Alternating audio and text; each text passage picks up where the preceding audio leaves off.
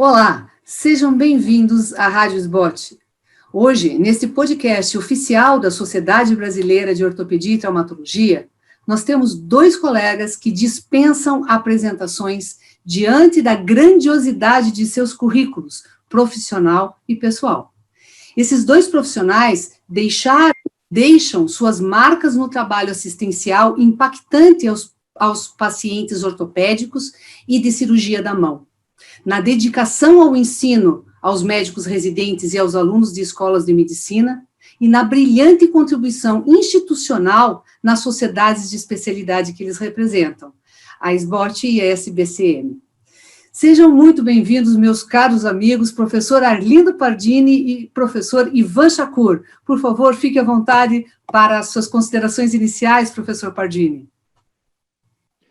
Muito obrigado, Jana, é um prazer estar aqui, tá tão grande, e, sobretudo, pela escolha desse tema, que é um tema bastante vibrante, bastante atual, e, embora tenha sofrido tantas modificações nos últimos anos, foi muito bem escolhido. E é um prazer, inclusive, estar aqui, inclusive, com o Ivan Chacur, amigo de longa data. Obrigado, doutor Pardini, obrigado, Jana. É um prazer estar aqui participando desse podcast da SBOT. E esse assunto é um tema que foram convocados duas pessoas que acredito são as pessoas que mais gostam de estar tratando esse tipo de afecção nesse país, né? Então, é uma coisa já é paixão. Então, quando a gente tem paixão por um assunto, é bom que a gente está aqui. São três que estão aqui discutindo um assunto tão importante. Obrigada, amigos. Então, os dados aí desses últimos trabalhos aqui publicados em 2020, existem dados de que 3 casos de artrite reumatoide por 10 mil habitantes na população mundial. Que a taxa de prevalência da artrite reumatoide é de 1%, sendo que ela vai aumentando com o passar da idade, especialmente entre 35 a 50 anos. Ela afeta 3 vezes mais mulheres do que homens, parece ter uma diminuição aí com o aumento da idade, mas sabe-se que cerca de 90% dos casos de artrite reumatoide diagnosticados apresentam algum tipo de comprometimento nas mãos. Então, a primeira pergunta que eu vou fazer aqui é: quais seriam os pontos importantes para o ortopedista generalista para que ele se atente no diagnóstico da mão reumatoide? Ivan, quer começar? Eu quero começar com uma coisa que eu julgo muito importante, que é o diagnóstico feito no pronto-socorro. E o diagnóstico feito nessa faixa etária que você falou, entre 35 e 50 anos, a mulher que chega com uma dor generalizada recebe um carimbo, né, de polimialgia ou de outras coisas, e não se investiga a fundo o que está acontecendo. Então, acho que a primeira coisa é lembrar desse período prodrômico com dores generalizadas e que muitas vezes são intituladas de formas erradas no pronto-socorro. Esse é o primeiro ponto. E toda vez que a gente tem outra coisa que eu acho que é muito importante, é que a parte inicial, o começo do quadro de uma artrite reumatoide na manifestação osteoarticular, muitas vezes ela se dá na parte ulnar do punho, né? Então, esse seria o começo do quadro de uma artrite reumatoide. Então, muitas vezes chega no final, não, isso é uma tendinite, às vezes uma tendinite inicial do extensor ulnar pode ser o começo de um quadro de uma artrite reumatoide. Então, um alerta para que essa dor na cabeça da ulna, na parte ulnar do punho, não seja simplesmente colocada como uma tendinite qualquer e se tiver esses outros parâmetros, a faixa etária, outras coisas, mas sempre deve ser pensado na possibilidade de uma artrite reumatoide. Doutor Pardini. Ivan, eu concordo com você. E também, coincidentemente, tem casos muito variáveis, né, do ponto de vista da apresentação clínica. É mais comum em mulheres, nessa faixa de etária, como foi dito, mas a gente tem que ficar atento também. Na semana passada, me apareceu um senhor no consultório, sexo masculino, 80 anos de idade, com dor no ombro direito, no punho esquerdo, no joelho direito, com sinovite no dorso do punho. Eu falei, não é possível, masculino, com esse quadro, e de qualquer forma, suspeita-se de artrite reumatoide. Então, como você falou, sempre suspeitar da artrite reumatoide. Fazer os exames complementares, ou se for um quadro em que você puder, vamos dizer, já fazer o diagnóstico, eu acho que deve-se encaminhar para um reumatologista, porque o tratamento clínico inicial ele é fundamental, principalmente nos primeiros meses da doença. Você não acha? Eu acho que é importante. Essas variações eu coloquei assim, de uma forma bem geral, que é o que costuma acontecer no pronto-socorro, né? Mas a gente sabe a gente tem casos das artrites monoarticulares ou pulso-articulares. Então, é uma gama tão grande de afecções e apresentações, mas essa forma mais comum, por assim dizer, que eu acho que o ortopedista tem que estar atento para não deixar passar. Porque a hora que chega com as deformidades, aí qualquer um faz o diagnóstico, né? Eu acho que esse é um ponto importante, né? Eu queria perguntar mais uma coisa para vocês. E o comprometimento não articular? Porque a gente sabe que a doença, ela atinge a sinovial, né? Então, existe sinovial ao redor dos tendões também, né? Então, essas tenossinovites, esses comprometimentos de partes moles, até mesmo uma síndrome do túnel do carpo, o que vocês adicionariam aí nessas, para a gente se atentar, né? Para o médico generalista, ortopedista se atentar? Ivan, pode começar. Como eu comecei a falar de uma tenossinovite do extensor lunar, né? Que é um processo inflamatório. E ela compromete tudo. Onde eu tenho tecido sinovial, eu tenho comprometimento, né? Então, a importância de você ter, num quadro inicial com um pouco mais de flogose, aumento de volume, fazer esse diagnóstico é importante. Não esperar todas aquelas imagens. Inclusive, aqui, só um parênteses, aquelas coisas, não, as alterações radiográficas, isso já mudou também, né? O próprio colégio americano não é mais as alterações radiográficas, são alterações, às vezes, principais, iniciais de uma ressonância magnética, onde você tem o quadro de uma sinovite. Então, os critérios da própria elaboração do diagnóstico. Então, uma coisa que é importante, que eu ainda considero, é aquela coisa que é a bilateralidade, sabe? Eu acho que são manifestações assim, que não costumam ser tão localizadas. Então, olha, começou com dor nos dois punhos, começou com alteração de tendão, um aumento de volume, um ressalto, um gatilho, uma dor. Vamos ver com calma, porque, como você falou de túnel do carpo, é outra coisa, né? Túnel do carpo é a síndrome, né? Então, tem N coisas, dentre elas, uma é a própria artrite reumatoide. É a tenossinovite pela artrite reumatoide. Então, cuidado com a mulher, né? Nem tudo é menopausa, nem tudo é gravidez, né? Nem tudo é tireoide, que a gente sabe que tudo do carpo tem muito a ver com tireoide, mas frente a um quadro inflamatório, particularmente na mulher nessa faixa etária, por isso que eu falei, fibromialgia é uma coisa, é um carimbo que, para mim, eu preciso tirar esse carimbo do pronto-socorro. Sabe? É um carimbo que, para mim, me deixa nervoso. Fala, doutor Pardini. É verdade, essa tal da fibromialgia, isso daí é uma, sei lá, é uma balela para mim. Mas, Jane, você tem razão. Muitas vezes é caracterizada mesmo só pela tenossinovite, e as mais frequentes e mais fáceis de diagnosticar é a tenossinovite dos extensores do punho, na face dorsal do punho. Essa é relativamente fácil de diagnosticar. Já a tenossinovite dos tendões flexores já é um pouco mais difícil de diagnosticar, porque dentro o túnel não é elástico, então, como ele não distende, não se observa, como se observa no dorso da mão, não se observa aumento de volume. Ela é caracterizada só pela compressão do nervo mediano, com um quadro típico de síndrome do túnel do carpo. Ou então, dedo em gatilho. Muitas vezes o dedo em gatilho passa, às vezes, despercebido na artrite reumatoide, porque aquele embuchamento, vamos dizer assim, da sinovite doente dentro do túnel osteofibroso dá um quadro bastante semelhante, dá um trigger. E isso também deve ser computado também no diagnóstico também. Doutor Pardini, e quando que o senhor indicaria uma tenossinovectomia, uma vez que 50% a 70% dessas tenossinovites reumáticas, elas vão acabar fazendo uma alteração e até mesmo ruptura dos tendões extensores, né? Jana, eu acho, inclusive, esse termo, artrite reumatoide, deveria ser mudado para doença reumatoide. Porque, na realidade, muitas vezes ela não afeta a articulação, você mesmo falou, muitas vezes ela afeta mais os tendões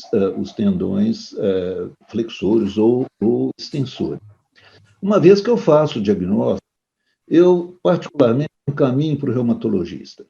Agora, eu aconselho o ortopedista que estiver no interior, que não tiver, vamos dizer, a pessoa do reumatologista para ajudá-lo, eu recomendaria ele que estudasse bem mesmo o tratamento clínico, o tratamento conservador. Nos últimos anos têm surgido muitas drogas, principalmente aquelas drogas tipo monoclonais, né? Isso, etalimumab, essas todas com terminação MAB, que são as monoclonais, elas têm que ser usadas com muito critério, porque elas não são índemes, elas são difíceis, inclusive dá muito efeito colateral, muito problema. Então, se está no interior, não tem essa condição de encaminhar para um reumatologista, para de ficar dando anti-inflamatório. Quer dizer, a coisa tem que ser um tratamento bem feito, tem que ser um tratamento bem orientado, esse paciente tem que ser muito bem seguido. Se esse paciente, mesmo, vamos dizer, num centro maior, em que tem o reumatologista, se esse paciente, depois de um tratamento clínico bem feito, bem orientado, se após 6 meses, esse paciente não obteve uma melhora satisfatória, aí nós temos, então, o direito de indicar cirurgia, seja uma tenossinovectomia, seja uma sinovectomia articular, mas com 6 meses de um tratamento clínico bem feito, nós já temos autoridade, vamos dizer assim, para realizar ou indicar cirurgia. Quer complementar? É exatamente isso que eu acho. O reumatologista é importantíssimo. E quando a gente fala hoje, o quadro inicial é o tratamento, são os biológicos, são os MAB, como disse o Dr. Pardini, e a parte cirúrgica, a sinovectomia no bisturi, a gente deixa quando não está tendo muita resposta da clínica, ou quando, por exemplo, uma metacarpo falangiana, essa sinovite já começou a deslocar o tendão, então você faz a sinovectomia associando um realinhamento de tendão, porque aí é prevenção de uma deformidade, né? Onde você está vendo que aquilo lá, mesmo melhorando, enxugando, o tendão vai luxar, então você já previne fazendo um procedimento cirúrgico. Daí faz a sinovectomia mais um realinhamento, particularmente na metacarpo falangiana, acho que é um ponto onde você não pode deixar passar, porque senão ele vai escorregando, vai luxando, e a hora que você vai ver, já não tem nem como estar corrigindo, né? Então, a princípio, mesma coisa, é o reumatologista, hoje as drogas estão secando esses quadros inflamatórios, né? E com isso a gente consegue não intervir tanto cirurgicamente, a não ser em coisas assim, quando começa a sobreluxar um tendão, quando começa a ter uma alteração já de equilíbrio mecânico, onde você já faz a sinovectomia e já faz um realinhamento para proteger aquela articulação. Nesse sentido que o Ivan estava falando, né, professor Pardini, o paciente que o senhor via lá quando o senhor começou na cirurgia da mão, com artrite reumatoide, com mão reumatoide, com doença reumatoide, no seu consultório, é o mesmo que o senhor vê hoje? Então, o que o senhor deixa aí de contribuição? Jana, na realidade, a minha tese livre-docência foi sobre sinovectomia e artrite reumatoide. E nesses 45 anos que já se passaram desde essa ocasião, eu observei que muito poucas patologias têm sofrido tantas alterações fundamentais com relação ao tratamento como a doença reumatoide. Hoje, no nosso consultório, inclusive, o número de cirurgias já caiu mais da metade. E isso é um fenômeno que tem ocorrido no mundo inteiro. Essas drogas, realmente, elas trouxeram um grande alívio, um grande avanço no tratamento clínico da artrite reumatoide. Não podemos esquecer também que a artrite reumatoide é um tratamento, vamos dizer assim, de vários especialistas, em que, inclusive, a terapeuta de mão é figura fundamental nesse tratamento também. Uma coisa, Giana, que vamos dizer, que me inculca um pouco, muitas vezes, a gente tem ouvido falar muito, desde que a artroscopia eu sou da era pré-artroscopia. Antes, a artroscopia, a gente tem visto alguns trabalhos em congressos, etc., que estão fazendo a sinovectomia intraarticular por artroscopia. Eu, particularmente, tenho minhas dúvidas se, com uma visão artroscópica, se é possível eliminar pelo menos 70% da sinovite doente dessa articulação do punho especificamente. Eu queria até saber a opinião do Chacur também, porque ele está num centro ortopédico onde eu sei que tem uma turma muito grande que faz muita artroscopia, e eu queria saber a opinião do mestre Ivan. Doutor Pardini, é bom isso daqui que a gente vai conversar. Eu acho que, primeiro, hoje a sinovectomia já diminuiu muito a indicação dela, né?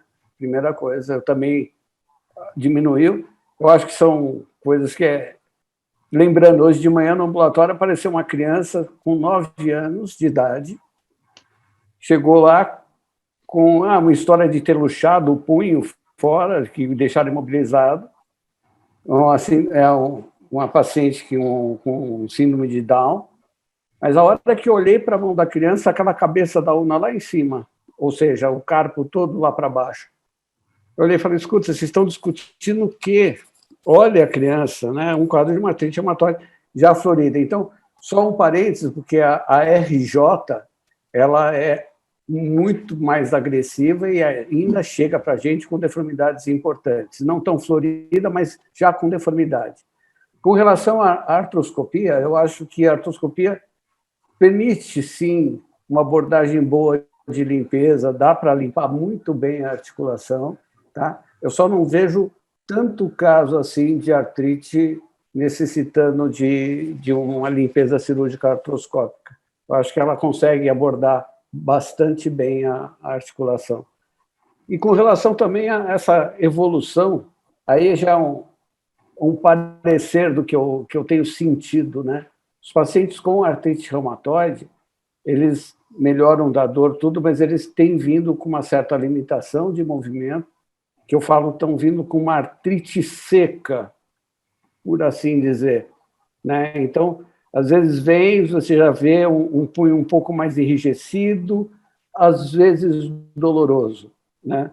Então, nesse sentido, eu não estou querendo predizer nada, mas eu acredito que se isso começar a evoluir para essa artrite seca com rigidez e limitação, talvez o futuro venha para a prótese de punho, que até hoje não foi uma maravilha, mas eu acredito que o futuro na artrite reumatoide, sim, assim como no quadril e outras articulações, se a gente evoluir com essa artrite seca, provavelmente a prótese seja uma coisa interessante, principalmente pelo fato da parte capsular, ligamentar e articular ser preservada pelo enxugamento medicamentoso.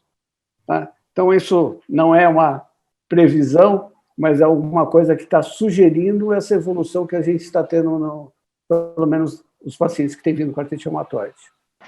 Com relação ao que o Ivan falou, com relação a essas drogas, ele tem toda a razão, em que muitas vezes essas drogas elas dão alívio da dor e diminuem a inflamação, mas essa inflamação muitas vezes pode continuar provocando algumas vezes uma destruição silenciosa.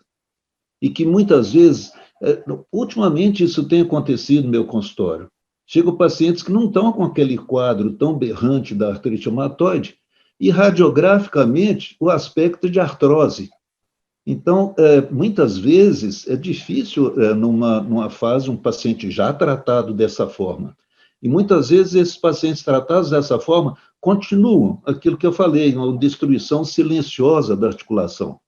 Então, tem que tomar muito cuidado com relação a esse tipo de paciente, esse tipo de diagnóstico, que é o que tem surgido atualmente nos nossos consultórios. Pessoal, que considerações importantes que vocês postularam aqui, e realmente muito gostoso esse nosso papo, né? Foi muito bom. Eu gostaria muito agora de ouvir aí as considerações finais do Ivan. Por favor, Ivan. Bem, Jana, eu espero que a gente tenha mandado alguma mensagem positiva. Eu acho que é importante, né? Às vezes, essa experiência que eu tenho, muito mais a experiência do Dr. Pardini, que a gente tem falado, alertando para o ortopedista para não deixar passar uma afecção que tem tantas lesões, e se você diagnostica precocemente e faz um tratamento, você consegue amenizar muito as deformidades, inclusive as necessidades cirúrgicas. Quero agradecer você, quero agradecer o pessoal da SBOT, principalmente no final de um ano de muito trabalho lá na Secretaria da SBOT. Esse ano foi bastante puxadinho, mas, graças a Deus, a gente cumpriu a nossa missão. Obrigado, Pardini, obrigado, Jana. Doutor Pardini, fique à vontade, por favor. Muito obrigado, Jana. Isso que o Chacur falou, quer dizer, realmente é o que nós todos, ortopedistas, sentimos com relação a essa diretoria. Muito atuante, estão todos de parabéns. Com relação à mão reumatoide, quando é atendida pelo ortopedista, lembrar que o que é importante na mão, além do alívio da dor, é importante a função. Não se esqueçam disso. Porque a questão de uns 40, 50 anos atrás, esses casos eram tratados muitas vezes até pelo cirurgião plástico, porque a mão era do cirurgião plástico. E o que a gente observava depois, posteriormente, nós observamos uma rigidez muito grande, deformidades grandes, etc. Procurem fazer o diagnóstico precoce, procurem fazer o diagnóstico antes que ocorram alterações irreversíveis. Tem o cirurgião de mão, procurem observar, procurem estudar, e sempre se lembrar de que nós não somos sozinhos, não somos os únicos a tratar da artrite reumatoide. É necessário uma equipe, e muitas vezes, inclusive até psicólogos, psicoterapia, que são pacientes que frequentemente têm crises de depressão. Então, é muito importante essa equipe para tratamento da artrite reumatoide. Muito obrigado, Jana, você está linda. Muito obrigado, Chacur, foi muito bom revê-los, e a SBOT continua brilhando. Muito obrigado. Professor Pardini, muito obrigada. Professor Ivan, excelentes considerações. Eu acho que realmente vocês contribuíram, como sempre, aí para o nosso ensino, para a continuidade, a educação continuada dos nossos ortopedistas. Bom, pessoal, vocês então acabaram de ouvir mais um episódio da Rádio SBOT, o podcast oficial da Sociedade Brasileira de Ortopedia e Traumatologia. Todas as edições estão disponíveis no site sbot.org.br e também nas principais plataformas de streaming. Nos vemos nos próximos episódios. Até lá!